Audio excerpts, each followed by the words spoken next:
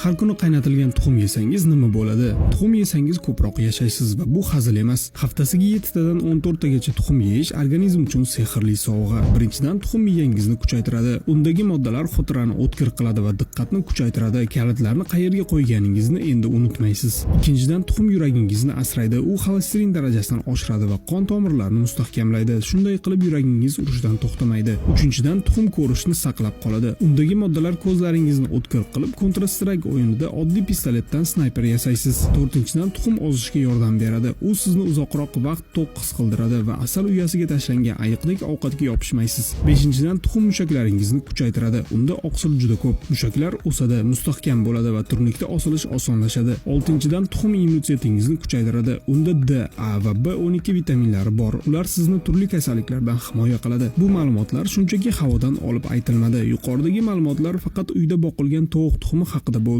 Kanalimizga obuna bo'lib qo'ying.